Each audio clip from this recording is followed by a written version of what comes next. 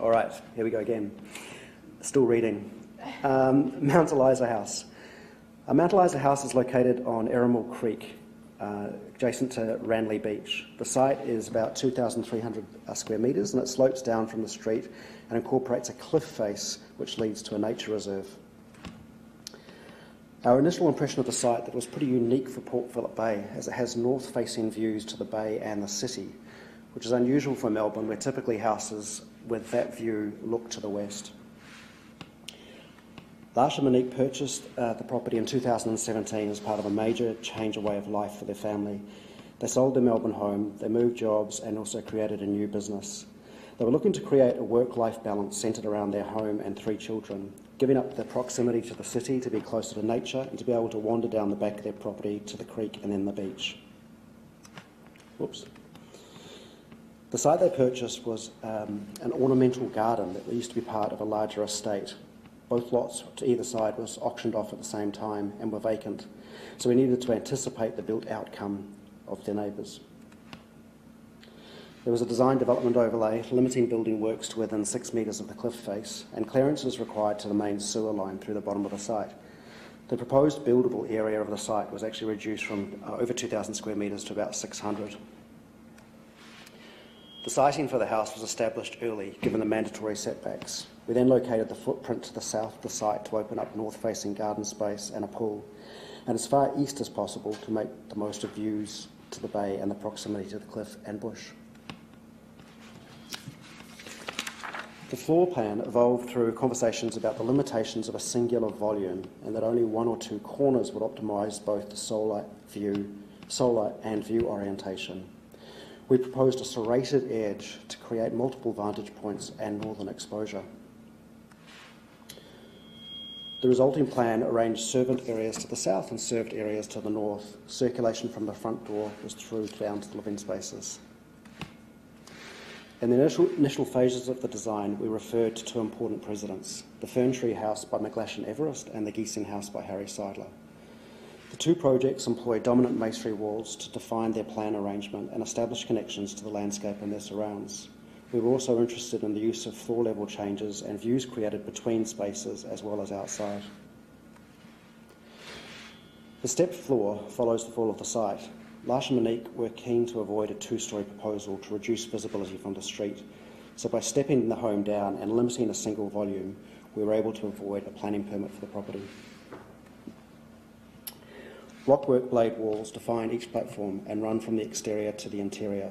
The walls define a single room width only, keeping spans to a minimum, simplifying the structure of the Bondeck slab and eliminating the need for steelwork on the roof. The roof itself is a single tilted plane draped over the blockwork walls and falls to the south. The extent that the blockwork blade walls extend beyond the glazing and the depth of the soffit was determined by summer and winter sun paths.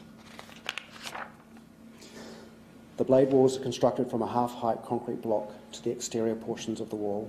They are a regular grey block, and then on the interior they change to an off-white honed block, creating a refinement of material internally where you come into contact with them. Silvertop ash liner boards and oak veneer were used in select areas to introduce a warmth and texture into the areas of the interior. Seen from the garden, the house is intended to read as a collection of pavilions, simply expressed by a series of blade walls capped by a black soffit and defined through shadow. It was our intention that from the landscape the house didn't present as a facade of glazing. Our brief for the house was it needed to function as a family home by the week and then a beach house by the weekend. So each of the living spaces has a connection directly to the garden. So in the weekend, going from room to room is actually more often than via the outdoor connections rather than the main hallway. From the driveway, there's a self-contained studio on the left, and it sets up a framed view through to the garden and the pool. Circulation from the front door to the living spaces is defined by timber-line blocks that align with the level changes and conceal children's bedrooms. On the left-hand side, there's connections to the main bedroom and the second living room, and then a glazed opening facing the outdoor living. The view itself is not apparent until you arrive in the dining and living spaces. The view down the corridor is towards light. There are no downlights in the circulation and living areas of the house. Indirect lighting is employed and reflected off the ceiling. At the end of the corridor, there is a view through the dining area to the bay and also through the dividing wall down to the living space. The continuous ceiling plane expands the sense of space. The sunken living room feels quite removed as the opening is above eye height. The change in levels help keep the overall area for the home quite low, as spaces tend to be smaller in area when they are set on different levels than in the open plan arrangement.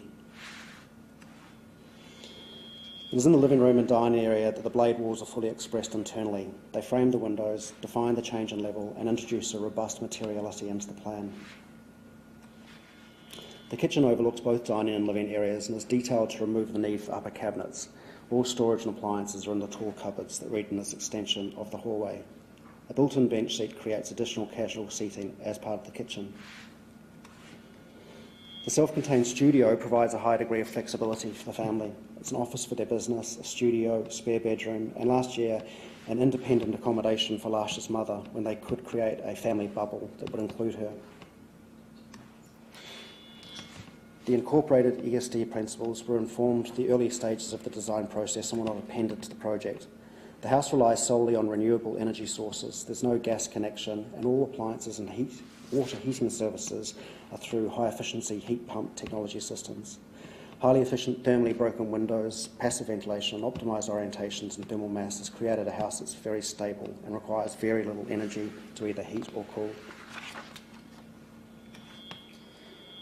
The design of this home was largely about complementing the Lash's and Monique's ideas about the future lives. It wasn't about providing extra space or an upgrade of a house.